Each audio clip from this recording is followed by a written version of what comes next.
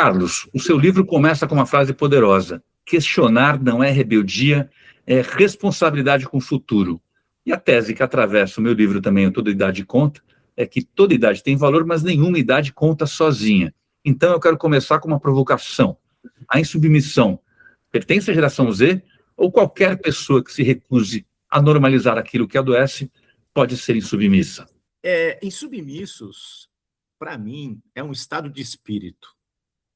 Então, qualquer pessoa de qualquer idade pode ser um insubmisso. Então, objetivamente respondendo, não é exclusividade da geração Z. Toda geração tem os seus insubmissos. Pois é dessa pergunta que nasce o episódio de hoje. Insubmisso não tem idade.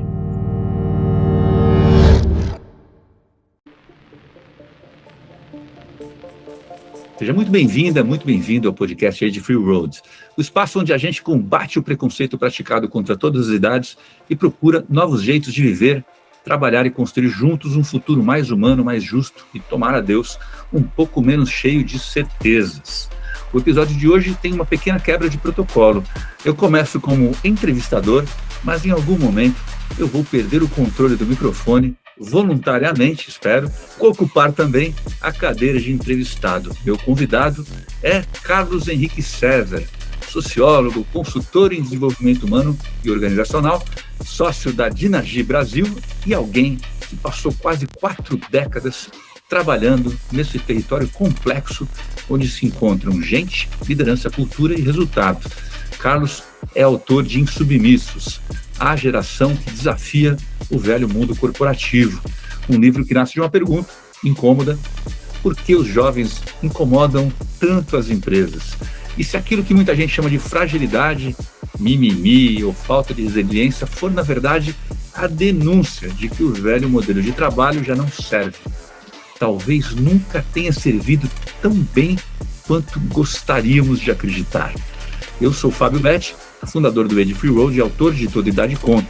E hoje o Carlos também vai me entrevistar sobre meu livro, sobre o etarismo que atinge jovens e maduros, sobre inteligência intergeracional e, inevitavelmente, sobre as nossas próprias contradições. Porque este não é um episódio para decidir qual geração está certa.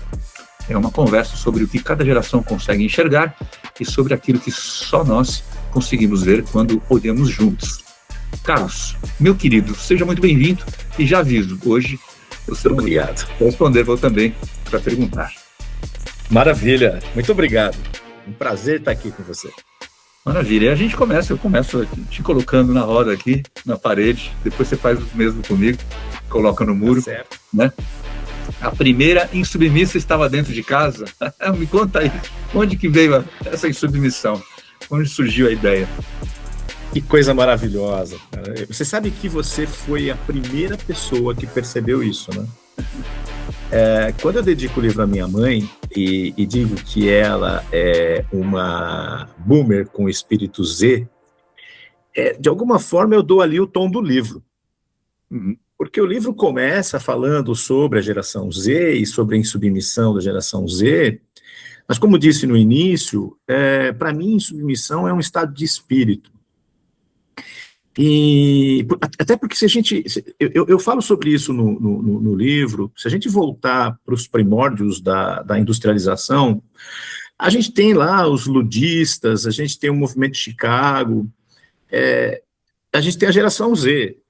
São movimentos, embora a gente não possa chamar a geração Z de um movimento, né, que buscam exatamente a mesma coisa, né, melhores condições de trabalho, né, um modelo de trabalho mais humanizado. Se você olhar os ludistas, que eram as pessoas que quebravam máquinas, se você olhar o movimento de Chicago, que acabou dando origem até ao 1º de maio, se você olhar o geração Z, o que eles pedem é a mesma coisa.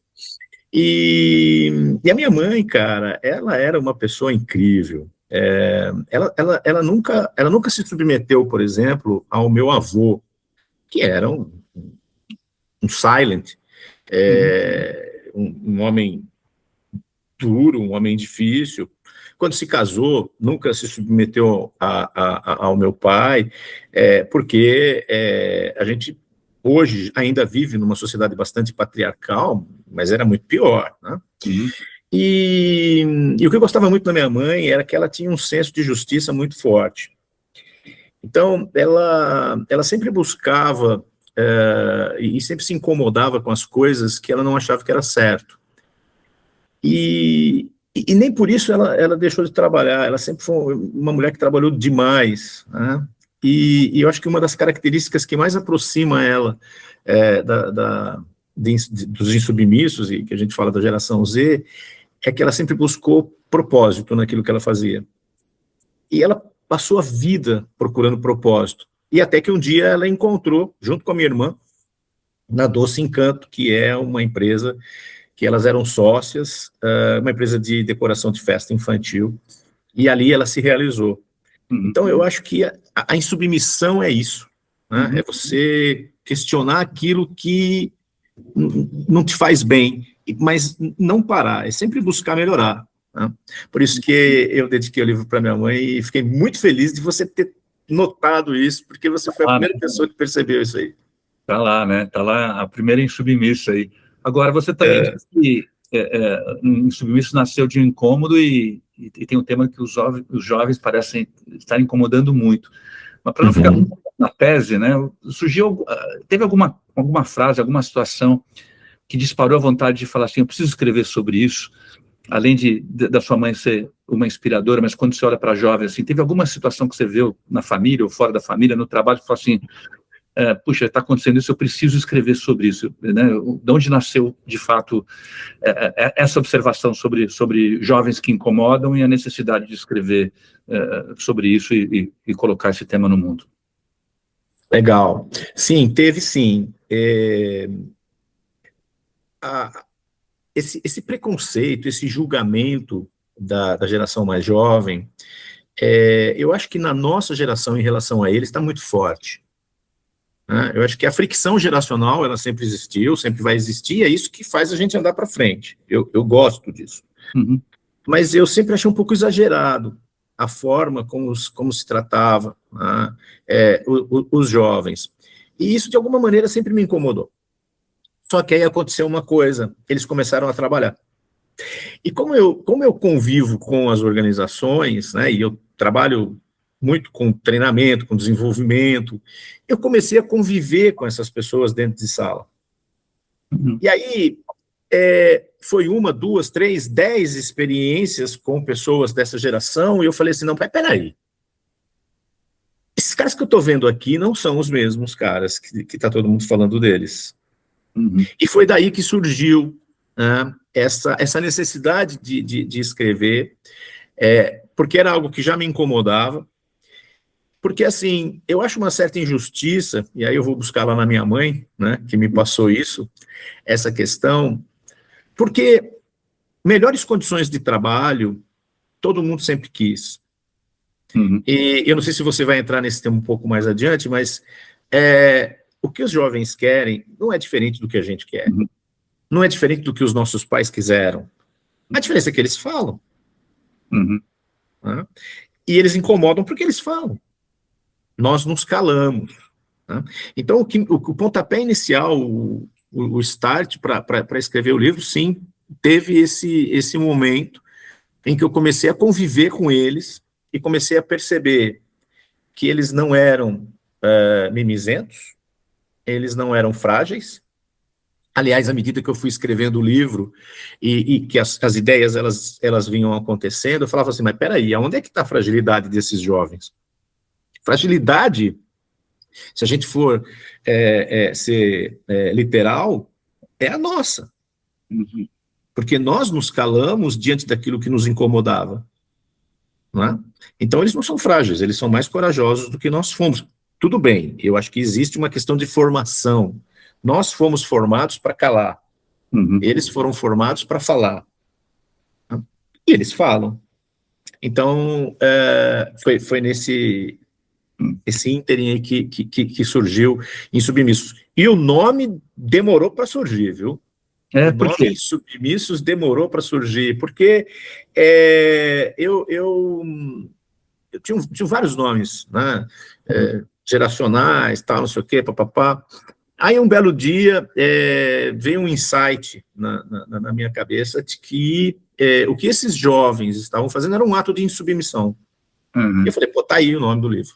Tá? E como é que Insubmissos. um ato de insubmissão de um ato de simplesmente recusa a responsabilidade, né? Porque, não vou fazer isso que está combinado, ou essa regra, etc. tal, né? Como é Excelente. Que, né, só para a gente, né, porque tem gente talvez chamando ou considerando insubmissão como um ato de recusa à responsabilidade, não é isso que acho que você está falando. Perfeito.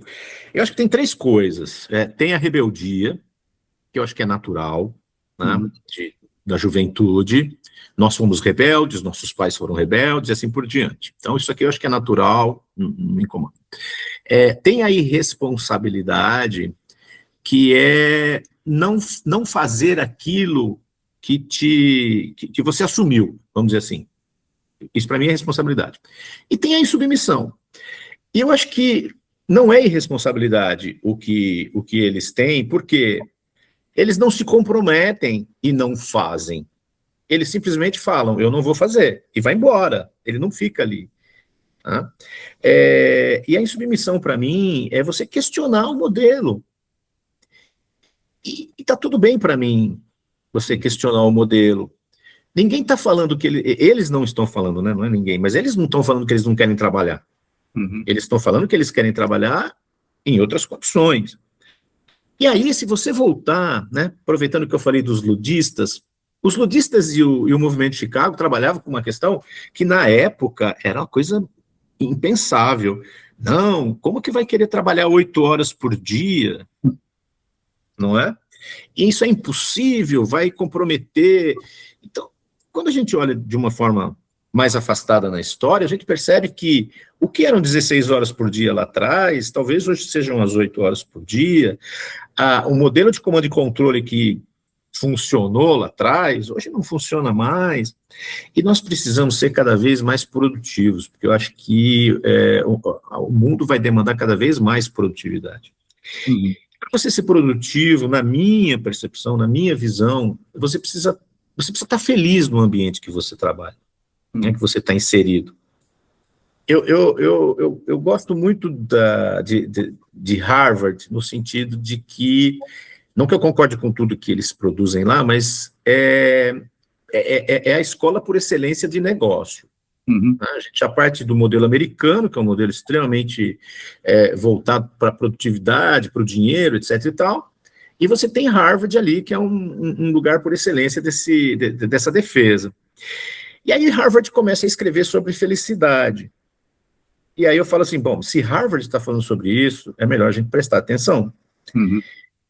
E tem um filme, eu já falei sobre isso em outros momentos, eu não sei por que eu não coloquei isso no livro, cara, que é o Monstros S.A. Não sei se você conhece esse... Adoro. Cara, aquilo ali modernos. Aquilo ali é insubmissão por excelência.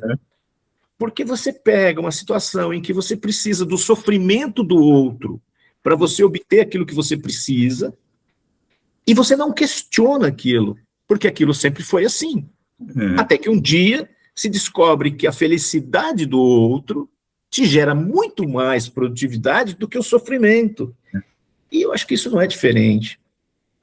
Mas um filme infantil para crianças, né? Como é que é?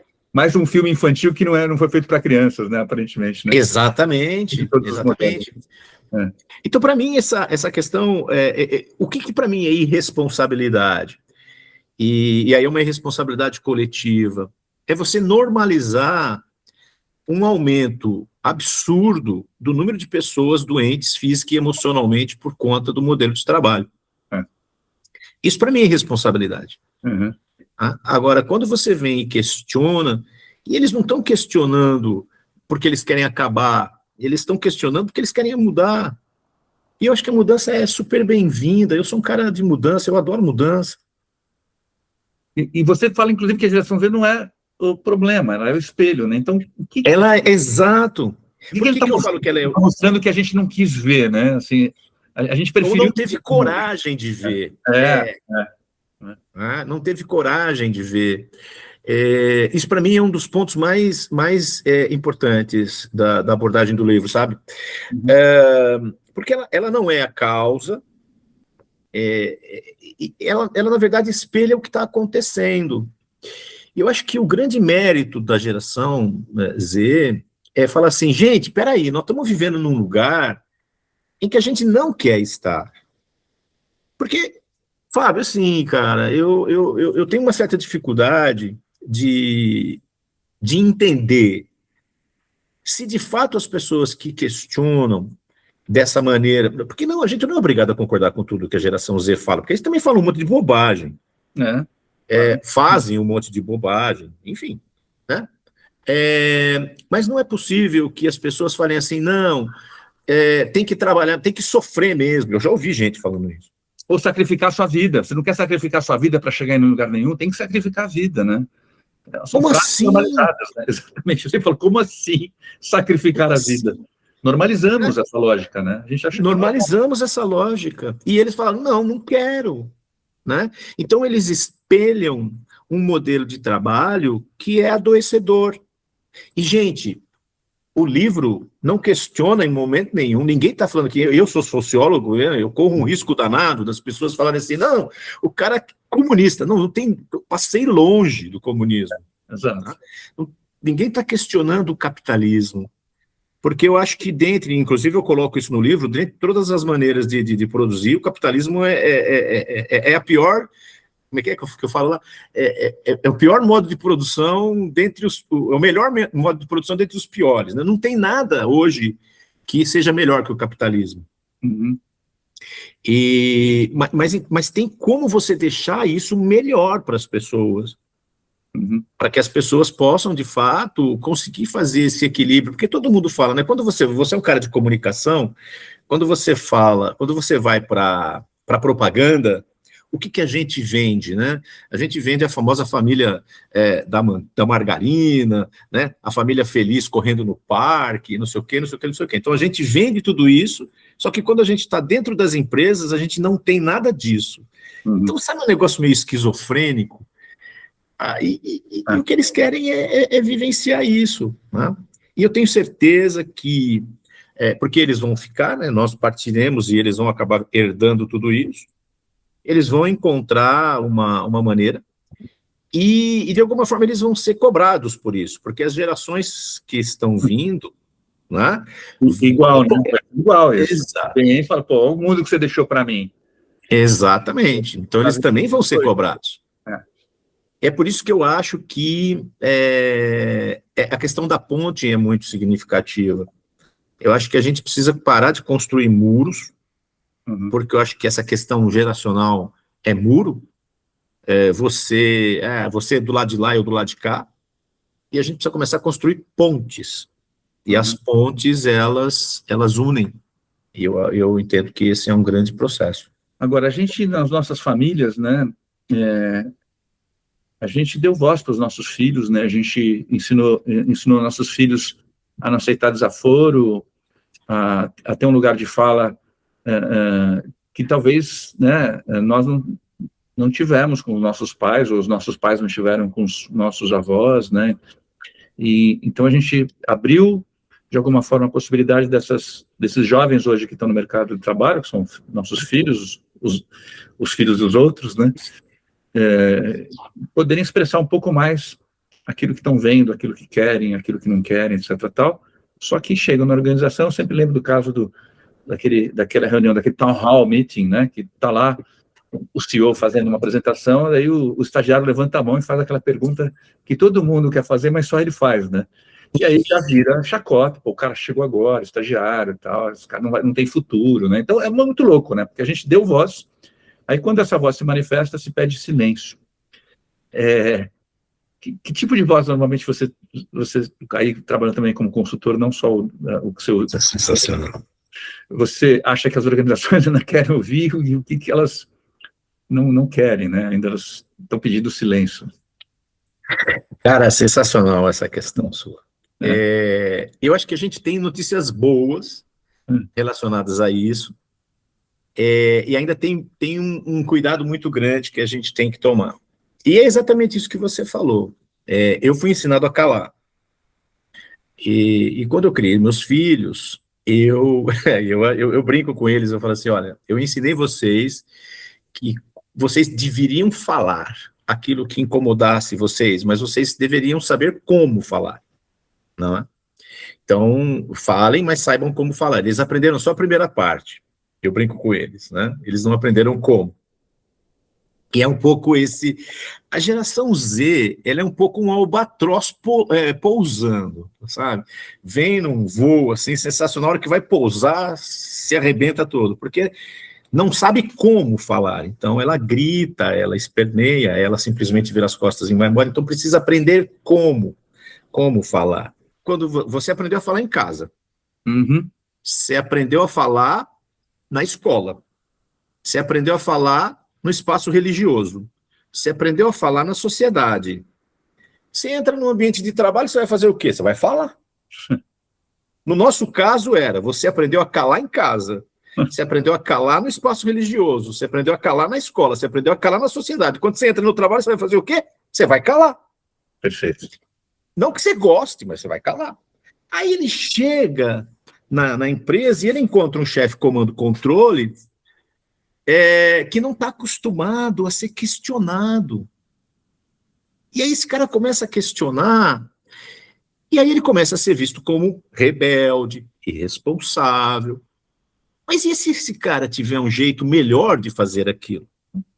Então, o que muitas vezes acaba acontecendo é que as empresas querem escutar aquilo que elas querem escutar. Então, muito se fala em inovação. Então, a gente precisa inovar, a gente precisa isso. O que eu já ouvi disso, só que na hora que alguém erra, ele é punido. Quando esse estagiário faz essa pergunta, ele é ridicularizado. Ora, como é que você vai ter um ambiente de inovação se as pessoas não se sentem à vontade para falar? E à medida em que a coisa caminha, né, o processo caminha, o que aconteceu com a gente? A gente calou. No começo, quando eu comecei a trabalhar, você também deve ter começado a trabalhar muito cedo, porque na nossa época era assim que a coisa funcionava. A primeira vez que eu cheguei pro meu chefe, falei assim, eu estou pensando, ele falou assim, você não é pago para pensar, meu amigo. Nossa, frase comum que a gente ouviu bastante. Não é? E aí eu comecei a escutar aqui, eu falei, bom, então deixa eu ficar quieto. Mas a gente não, eu falo assim, a gente não tinha para onde ir, né? Porque quando na nossa época, você saía de casa. Você não tinha, vou voltar lá porque não deu certo. Se vira, meu amigo. Os nossos filhos não, os nossos filhos a gente acolhe. E eu não estou fazendo juízo de valor, não. Eu só estou dizendo que a forma como eles foram criados é diferente. Então, as empresas precisam, eu acho que tem duas coisas aí, né? E já trabalhando nessa transversalidade geracional. Os jovens precisam aprender a falar, né? Precisam aprender o como, né? Não precisam aprender o como falar. E os mais experientes, como nós, precisamos aprender a escutar. E escutar não necessariamente significa aceitar. E o jovem que vai falar precisa entender que falar não necessariamente tem que ser aceito aquilo que ele está falando. E acho que é aí que está a beleza do que você escreve. Depois a gente vai falar um pouco sobre o seu livro. E essa questão, nós precisamos ser um time. E um time é composto por pessoas que têm uma experiência aqui e uma experiência acolá, e a gente junta tudo isso em cima da ponte. Então, é preciso escutar. Você cita o Milton Jung, né? Uma frase do Milton Jung, que eu adoro, Milton Jung também, e no meu livro eu falo do Christian Dunker, que também é um outro estudioso, que fala sobre escuta, espetacular, né? E o Cláudio Tebas tem um trabalho juntos também, maravilhoso, que é o Palhaço e o Psicanalista. Palhaço e o Psicanalista, livro lindo, né? É maravilhoso esse livro, é maravilhoso. E numa das passagens ele fala, nós precisamos aprender a escutar na perspectiva do outro, não na nossa perspectiva, porque a gente escuta sobre a nossa perspectiva. A gente precisa aprender a escutar na perspectiva do outro, né? E não se obrigar, porque eu estou te escutando, eu vou aceitar o que você está falando, ou se você não aceitar o que eu estou falando, porque... Então, há aprendizados em todas as gerações, né? E a empresa que souber, e aí vem aquela notícia boa que eu falei, eu já tenho tido contato com empresas que estão buscando isso. Não é a geração A, a geração B ou a geração C. Uhum. É como é que juntos nós conseguimos criar um ambiente em que as pessoas se sintam seguras, mas que elas sejam desafiadas. Uhum. Porque eu acho que é isso. E a geração Z, não é que ela não quer trabalhar, mas ela quer ver sentido naquilo que ela faz. E quanto mais você desafiar essa geração, mais ela vai te entregar. Uhum. Agora, se você botar ela lá para fazer, faz o que eu estou mandando, ela não vai fazer. E eu vou trazer aqui um aprendizado, e vou te fazer uma última pergunta para a gente mudar de cadeira aqui. Mas vou trazer um aprendizado importante, né? Para mim, eu achava que no começo o meu papel era acabar com os conflitos entre as gerações, né? Uhum. E eu diria que uma parte das vezes que eu fiz isso e que eu vi fazer isso foi um desastre, porque as pessoas vão se calar para não ter conflito. Porque Exato. a fricção é algo natural. Na verdade, o objetivo não é acabar com a fricção, é orquestrar a fricção. É criar um espaço onde essa fricção não precisa ser corrigida. Ela não é um problema de design, né, cultural. Ela é uma necessidade para um sistema evoluir. Eu tenho que ter o novo sendo o questionador, o provocador, e não é que a gente não faça isso, né? Estou falando mais como mandatos culturais, né? Eu já fui jovem, você também e tal. Eu tenho que ter o perfil, a persona do questionador, do que provoca a reflexão sobre o status quo, sobre né, a mudança, etc. Tal, e também tenho que ter a perspectiva daquele que conserva o legado, a experiência, aquilo que está funcionando, etc. Tal. E da fricção desses dois lugares é que nasce algo poderoso. Não é de homogeneizar. Agora está tudo funcionando, agora está todo mundo conservando. Não, a gente quer que essas duas personas ou essas duas energias estejam à mesa, mas não de um lugar de guerra e disputa de quem tem razão, mas um lugar de como é que a gente constrói algo a partir dessas perspectivas diferentes, que não são opostas, mas complementares. Então, eu queria fazer, assim, isso aqui foi um aprendizado, e a gente pode aprofundar mais quando falar também do meu livro, mas você disse que o Insubmissos demorou para aparecer como título, mas, e você, ao longo do processo, ou no final do processo, você escutou seus filhos, pessoas de várias gerações, tal, você descreve isso, né? Você teve leitura crítica, eu também fiz a mesma coisa, mandei para vários amigos, tal. Eu brinco que eu fiz umas 10 versões, eu nem sei, mas eu tenho anotado lá, V1, V2, aí uma hora eu falei, chega, atualizar. Nossa, eu tenho V14. Sei lá quantas, né? Porque cada vez que alguém lia e trazia uma perspectiva, eu falava, pô, eu não incluí isso. Até interseccionalidade que eu tinha a ideia de colocar, alguém falou, mas você não trouxe tanto aqui, e no seu podcast você entrevistou pessoas pretas, pessoas com deficiência, situações vividas por mulheres, tal. Eu falei, putz, é verdade, então eu vou trazer também. Mas o que você aprendeu ao longo dessa jornada de escrever o livro, ou teve que desaprender, você tinha uma ideia e você sai no final do livro com outra? Cara, essa pergunta ela é uma pergunta difícil de responder. Eu não tinha uma ideia pré-concebida, porque eu não queria escrever um manual. Isso eu parti do princípio, né, inicial, falou, não quero isso. Eu quero escrever um livro que propõe um debate. Então, eu não quero dizer, isso aqui tem que fazer assim, isso aqui tem que fazer assado, embora traga, né, algumas experiências lá no final do livro, falo sobre o Boticário, falo sobre o Pão de Açúcar, mas eu queria um livro que fosse de fato provocativo, né, mas provocativo no sentido de gerar essa discussão, esse debate. Mas tem uma história muito interessante que duas pessoas me provocaram no final do livro. Eu comecei a escrever e a ideia era exatamente mostrar que o que a gente quer é um modelo de trabalho diferente. Só que, cara, você escreveu, você sabe como é que é, né? Você vai sendo consumido por aquilo, né? Chegou um momento em que eu dei o livro para um amigo ler, e ele falou assim, Carlos, tá legal, eu gostei, mas cadê a responsabilidade da geração Z no seu livro? Hum. Eu falei, cara do céu! Uhum. Porque ele falou, porque do jeito que você está escrevendo, embora eu entenda o que você está querendo dizer, dá a impressão que eles são os certos e os outros são errados. E eu falei, você tem toda a razão. E a minha editora falou a mesma coisa para mim quando ela leu o livro. Foi aí que eu falei, não, eu preciso escrever um capítulo dedicado só a eles, para dizer, olha, vocês provocaram, vocês estavam certos, é isso aí e tal, só que agora você tem que segurar o que você está provocando. E você vai ser responsável, porque as outras gerações vão cobrar isso de você. E quando as outras gerações cobrarem isso de você, você vai fazer o quê? Você vai fazer o que você defende ou o que você estava questionando? Então, eu acho que esse foi um aprendizado importante para mim como escritor, né? Que eu acabei indo.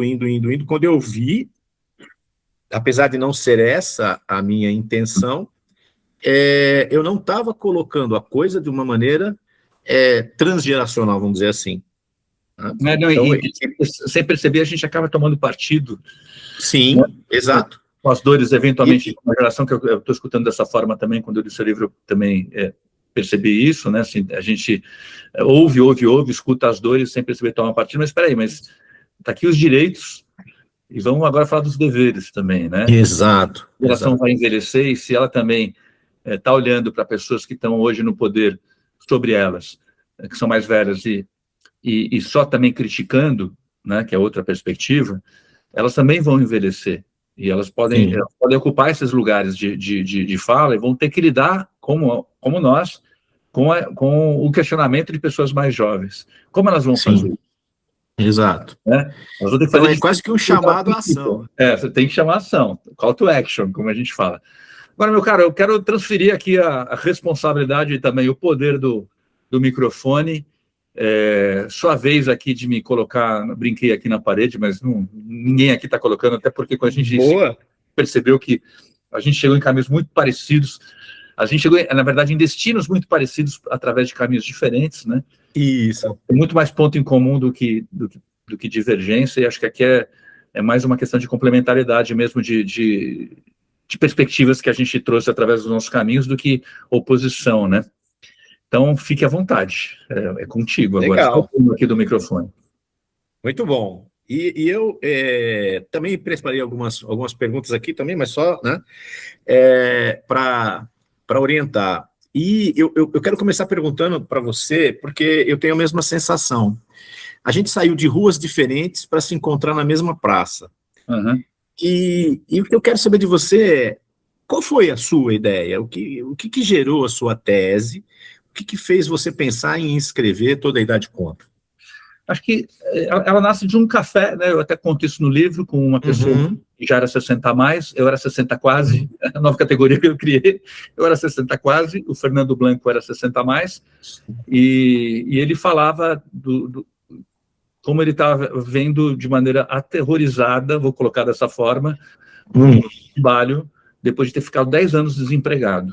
E ele ficou assustado com o que ele viu, porque parecia um ambiente mais tóxico, mais competitivo, menos inclusivo ainda, com a ausência, né, que ele teve. E ele falou, a gente precisa fazer algo, porque eu vejo pessoas da nossa geração, da nossa idade, não conseguindo mais se encaixar nesse modelo, e pessoas também da nossa geração, da nossa idade, desempregadas e aquelas que querem se encaixar não têm oportunidades. Então ele nasce dessa dor dos mais velhos, mas eu particularmente comecei a provocar nas conversas com ele, quando a gente começou a criar o movimento 2 anos atrás, falei assim, mas algo que você trouxe também, né? Mas eu estou vendo, a gente está estudando aí os movimentos antietaristas, tem bastante gente já trabalhando com isso, longevidade, etarismo e tal, mas eu comecei com o comportamento de pessoas da nossa geração, que eu chamei de às vezes, etarismo reverso, né? Então, eu me coloco no lugar de vítima do preconceito etário, porque eu não tenho mais oportunidade de emprego e tudo mais, e eu estou perdendo emprego para esses jovens, né, imaturos, que acabaram de chegar e já blá, blá, blá, e não querem... Aí eu falo, meu, que loucura isso? Então, a pessoa que é vítima de etarismo está praticando etarismo. Eu falei, eu não quero. E aí, então, ele nasce de uma dor pessoal, né, minha, de estar sentado em mesas de diretoria, onde eu brinco que eu fui dormir um jovem talento, high potential, e acordei a pessoa mais velha na sala. E eu estou ali com vontade de trabalhar pelo menos uns 10 anos com essa energia, depois eu vou reduzir energia. Então, até os 70 com essa energia, eu falo assim, não é possível que as pessoas que eu encontro nas salas executivas, que ainda são ali meio da minha geração, já estão falando assim, nossa, não vejo a hora de sair desse lugar, já estou aqui, ano que vem eu me aposento. Eu falo, mas você tem minha idade, cara, você vai fazer o quê? Eu vou largar esse negócio que eu não aguento mais. Então ele nasce dessa dor, mas é uma dor que já a gente cuidou para que ela não fosse exclusiva, que ela não fosse mais um muro onde quem está fora é inimigo, né? Então acho que aí nasce muito também legal. Das gerações, né? Não só do etarismo. Foi ali.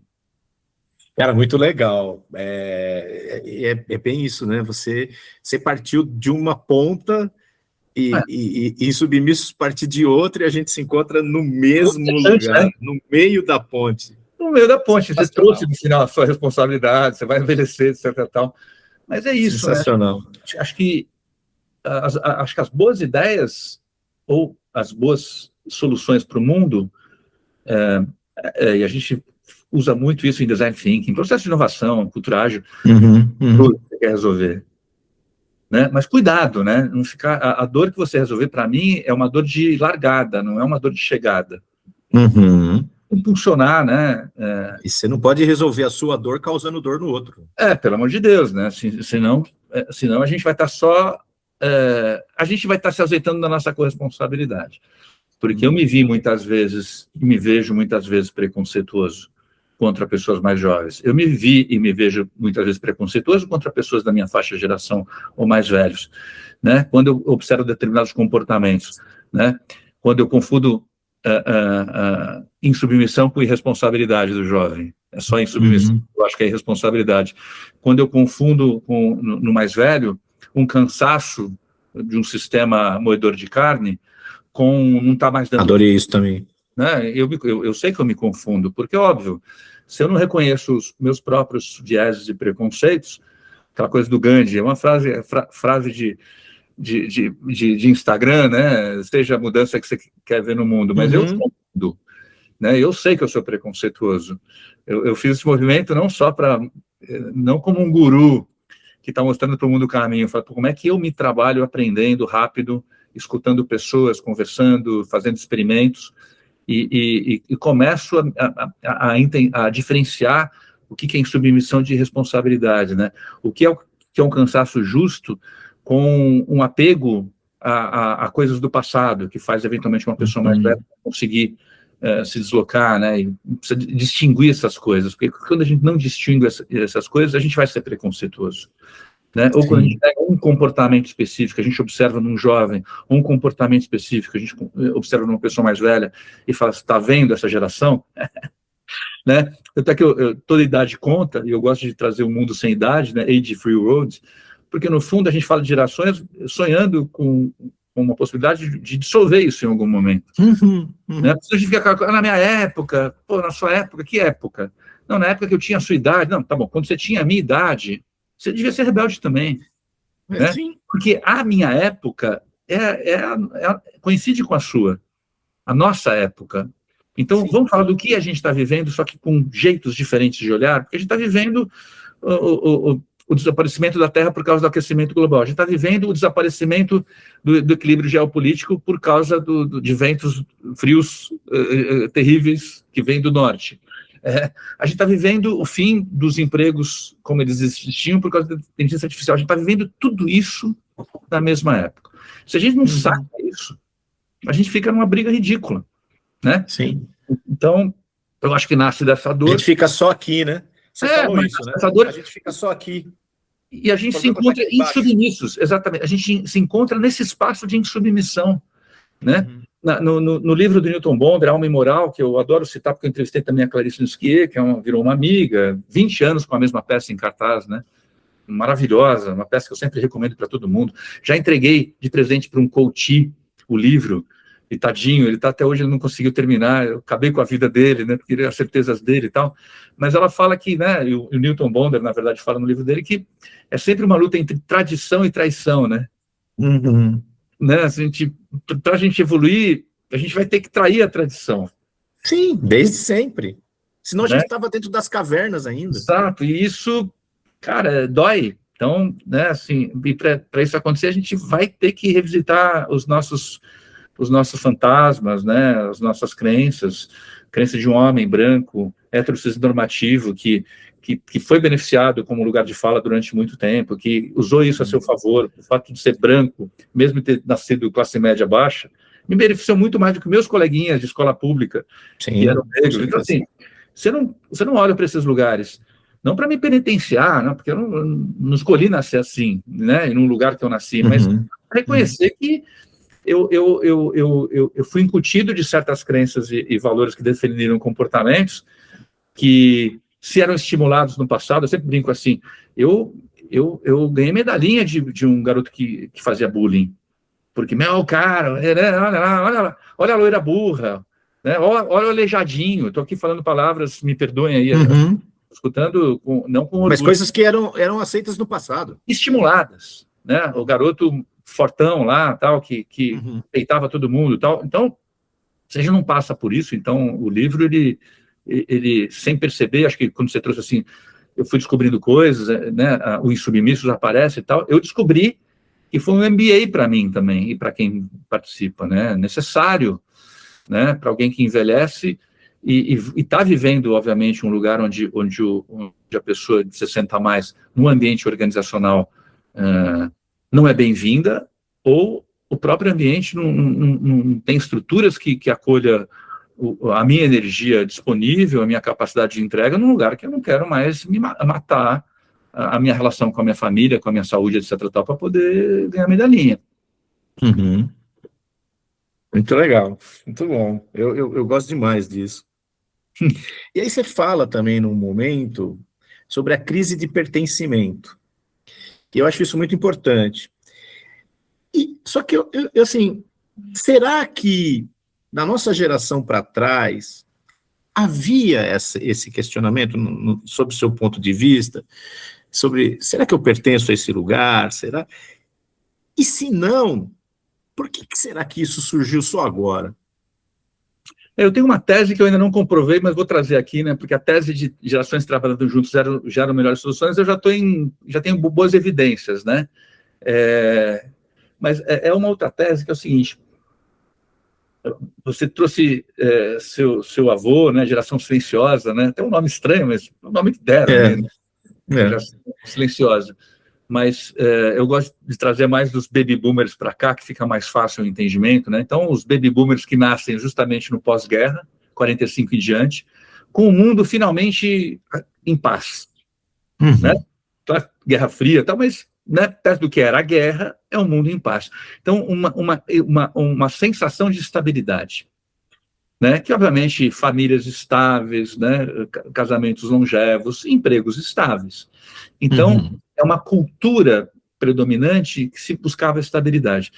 Então, a pessoa mais velha buscava um emprego para sempre, e ela trazia para dentro de casa a lógica do emprego para sempre, né, tentando estimular os seus filhos com essa ideia. Daí vem os filhos, já geração X, já começa a falar assim, né, eu quero ter outras experiências, não quero só ter emprego para sempre, mas o trabalho, eu gosto do trabalho, e de repente eu coloco o trabalho, geração X, no centro da minha felicidade, né? Mas não necessariamente o emprego, eu posso ter outras experiências, mas o trabalho ganha um peso muito grande, que eu quero conquistar, quero ter dinheiro, quero ter poder, tal. Eu navego na onda da estabilidade para conquistar essas coisas, e talvez quem só focava a estabilidade não tinha isso como uma premissa fundamental, mas a estabilidade também propiciava conquista de bens materiais e uma aposentadoria tranquila, né? Mas acho que a geração X já quer ter mais experiências, mas coloca o trabalho como central. Os millennials chegam e olham para quem viu antes e falam assim, pô, meus pais longe de casa, né? Há mais de uma semana, não é blitz, né? Longe de casa, trabalhando o tempo todo e cansados, e falam, né? A Sofia Esteves, quando eu entrevistei a Sofia Esteves também, fala assim, no jantar a gente fala que a gente está cansado do trabalho, e como é que os nossos filhos encaram o trabalho? Coisa chata. Ele fala, não, tem que ter propósito, mas não é minha única fonte de felicidade, eu quero outras. Aí vem os Zs, né, que você estuda bem, e o comportamento que observa é assim, seguinte, trabalho nem fonte de felicidade precisa ser para mim. É só uma fonte de receita, minha felicidade está em outro lugar. Então isso é pirante, né? Então eu acho que a questão do pertencimento, a sensação que eu tenho é que sempre teve uma crisezinha entre o modelo anterior e o que vem depois, mas como o mundo, né, assim, é como se o mundo sempre teve em transformação, mas parece que as transformações demoravam um pouco mais de tempo para acontecer. Tanto é que você olha a geração Z, você pega lá o Zillennium com 30, né? E outro lado, os caras com 16, você não pode chamar de uma única geração. Não. Tem N gerações dentro desses 15 anos. Né? Então, eu acho que está mais difícil pertencer hoje, a gente tem um lugar de pertencimento, porque são tantas transformações que aconteceram nesses 15 anos, que essa casa para a qual a gente pertence não tem cômodo para todo mundo. E antes acho que acomodava, né? Quando eu dei o exemplo do gente ainda buscando estabilidade e outra experiência, a gente conseguia meio que estar nesse mesmo lugar. Hoje é muito difícil, né? Porque tem convivendo aquele cara ainda que busca estabilidade, ou que coloca o trabalho como central, e tem aquela outra ponta que não tem nada a ver com instabilidade, sequer o trabalho como fonte de felicidade no mesmo espaço. Então, me parece que está muito mais difícil pertencer, e mesmo as pessoas que tiveram esse tempo de pertencimento, né, trabalho como central na minha vida, eu como X, etc. tal, olha para a sua vida despedaçada, você com saúde em frangalhos, porque você exagerou, né? Falando de uma questão pessoal, tem um monte de problemas. Eu mesmo. Tive agência. Você falou, né? Virava noites trabalhando, quando eu fui dono de agência, mas várias noites, assim. Doideira, né? Então, saúde em frangalhos, né? Assim, famílias às vezes despedaçadas. Então se torna hoje, né? Se já foi um lugar de pertencimento, acho que foi, né? Já teve cômodos para várias pessoas, hoje parece que não tem cômodo para ninguém, né? Nem para quem já ocupou um lugar nessa casa, né? Porque o custo foi alto demais.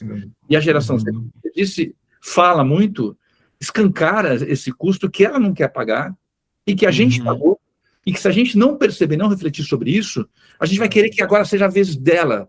Eu não vou falar se fuder, porque eu estou ao vivo, então eu não vou falar se fuder, tá? Ela... Pô, mas que loucura, eu fui abusado, agora eu vou abusar. Puta, cara. Puta sacanagem, né, cara? É assim que você quer resolver as coisas? Agora é a vez dela se ferrar porque eu me ferrei? Cara, essa frase é repetida. É exatamente isso. Né? Não dá, exatamente cara. Isso. Não dá pra ficar quieto com relação a isso, porque não foi assim, eu colhi frutos, você deve ter colhido também, mas...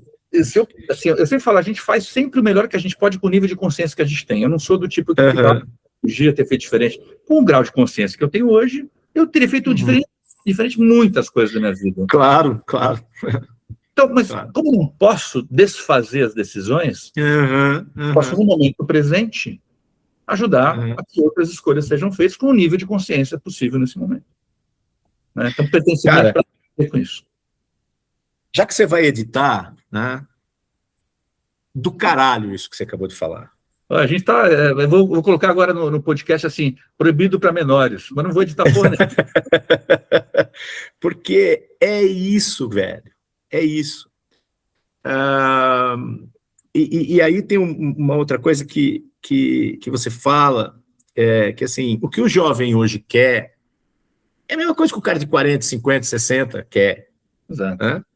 E aí, nesse momento, o insubmisso se sentiu representado dentro de toda a idade de conta. Né? E daí me veio uma pergunta, cara. Eu quero repassar para você. Por que tanta implicância mútua? Porque eu acho que ela está realmente exacerbada, se nós queremos a mesma coisa.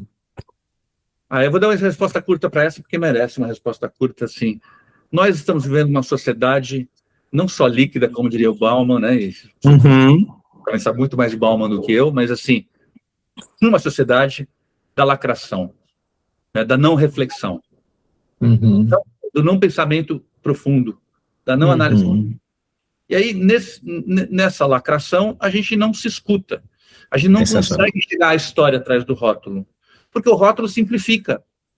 Tá, começa essa geração, sabe? A gente simplifica tudo, não reflete, não cria um espaço para escuta, e obviamente que a gente não vai conseguir ver que as dores são comuns num espaço onde a gente só vê a cara, né? E a cara, às vezes, mostra a expressão da dor numa forma não adequada, né? Agressividade, impulsividade, de qualquer idade aí, não estou, né, falando de uma idade ou de outra, né? Sim. A gente vê o pior lado da dor, né? Que é que ela parece não reflexiva em comportamentos, às vezes, tóxicos, que geram esses conflitos, né? Então, para mim, é tão simples quanto isso. E é difícil, porque toda a nossa cultura vigente, né, aquela que a gente convive todo dia, por causa dos algoritmos, por causa das redes sociais, ela fica estimulando o tempo todo, como um hamster ali girando a rodinha, a não reflexão, a resposta reativa, né, a lacração, e você encerrar as pessoas que ganham aplausos, não são aquelas que fazem boas perguntas ou abrem boas conversas, são aquelas que encerram discussões, lacram.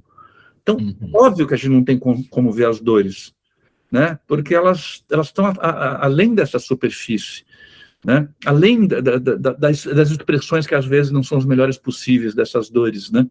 São as expressões possíveis das pessoas, como eu falei, agressividade, revolta, julgamento, preconceito, para mim são expressões de coisas que estão lá ocultas e que não tem nenhum estímulo para a gente olhar.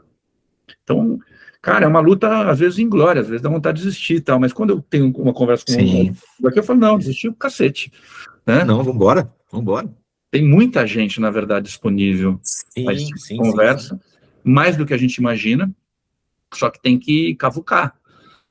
Mesmo essas pessoas, a persona delas, pública, né, é igual a de todo mundo, porque ela está jogando o jogo para sobreviver. Na empresa, né, qual é a fala bonitinha, nas redes sociais, como é que eu uso a minha vulnerabilidade para ganhar uns pontinhos, quando eu sou, entre aspas, vulnerável, né, como eu mostro a superação, quando eu mostro, né, assim, então, acho que a gente está lutando contra uma cultura predominante que está dificultando a gente a se encontrar em espaços de afinidade.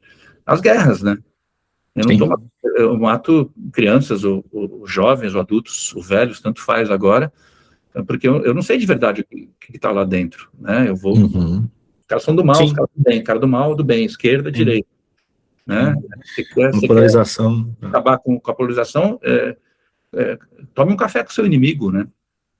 Pergunte se ele tem família, não tem família, para que time ele torce, o que ele gosta, o que ele não gosta. Você não vai conseguir matar ele mais, né? A gente não né? Então, falta empatia, né? Falta empatia. A empatia acho que surge nessa conversa, né? Na hora que eu crio esse espaço, né? Acho que você cria, eu crio, quando a gente cria esse espaço, a empatia vem. Porque a gente se percebe que a gente está, como diria o Hemingway, juntos nas trincheiras, né? A gente tá junto. É o que importa, né? É saber quem está do teu lado. E você, eu acho que tem uma questão de toda idade conta. Em Submissos ficou muito restrito ao mundo do trabalho, né? Então, o objetivo de Submissos era esse mesmo, era discutir o mundo do trabalho. Eu percebi que em algum momento você pula um pouco esse muro do trabalho e vai um pouco além. E eu queria que você falasse um pouco sobre isso também. É interessante, porque eu não tinha essa ideia. E a coincidência do destino, nesse fim de semana, eu tenho... Meus parentes mais velhos já todos se foram, mas eu ainda tenho uma tia, que é minha madrinha também, irmã da minha mãe, está chegando aos 90 anos. E ela está bem e tal, né? E ela leu meu livro. Ela perguntou assim, mas por que você fala tanto do mundo do trabalho, você fala tão pouco do mundo fora do trabalho?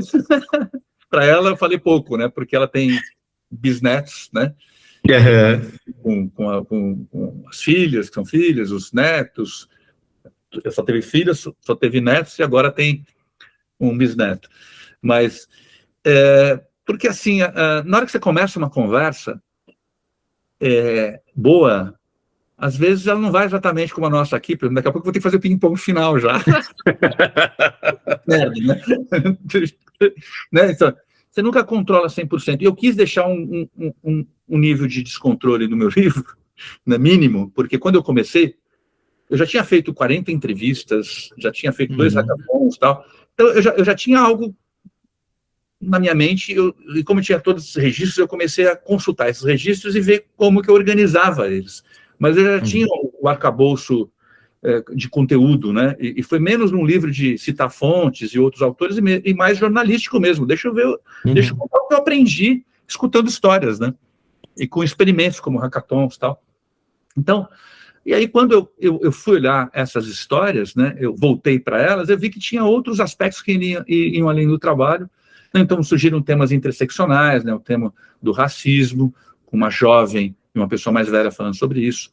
O tema da LGBT-fobia, com 2 mulheres trans, uma pessoa bem jovem, uma pessoa mais velha, né?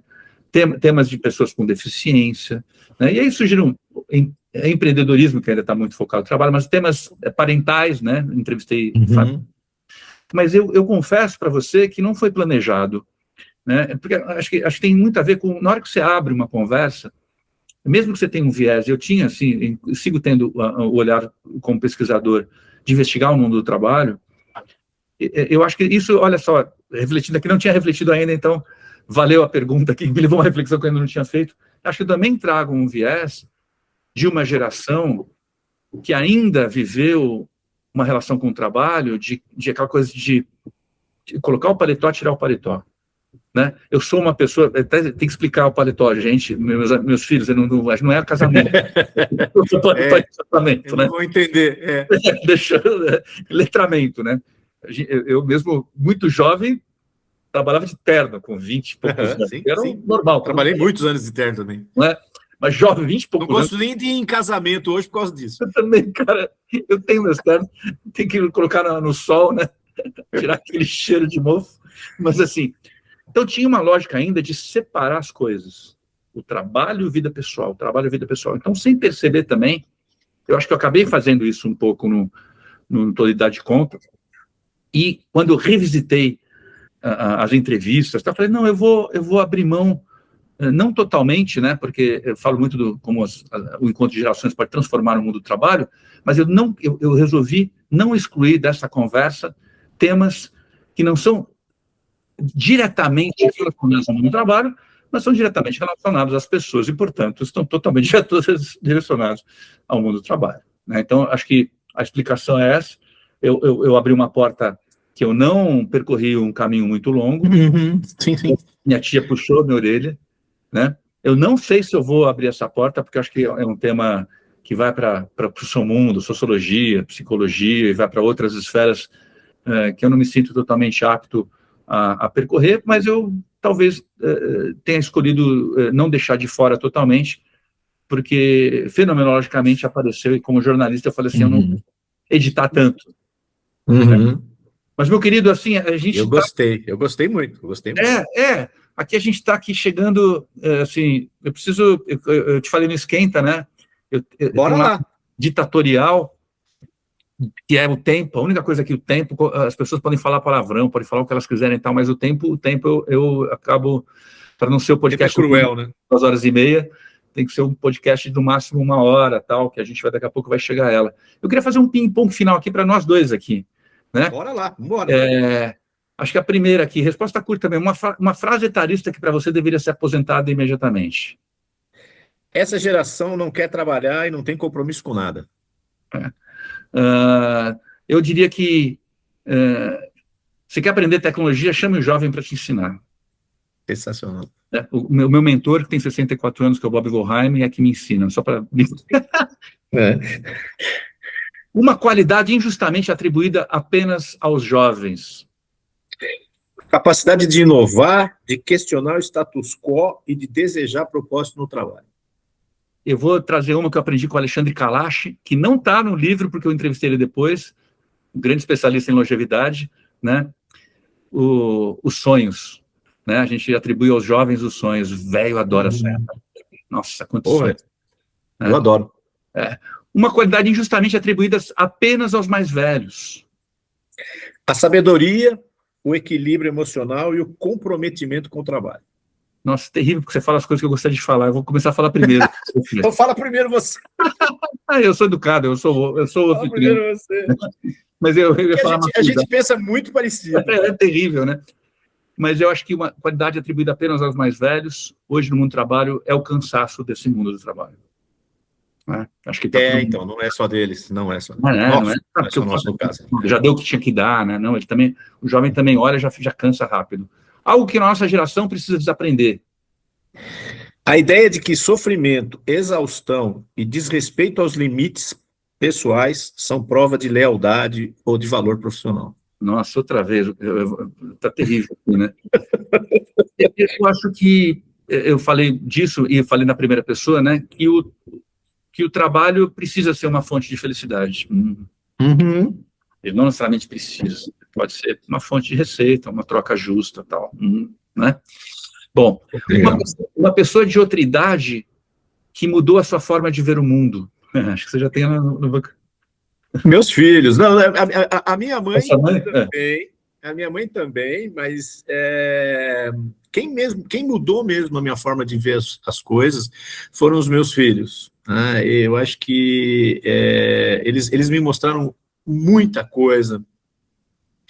E eu sou uma pessoa assim, eu sou daquelas pessoas que falam no meu tempo, né?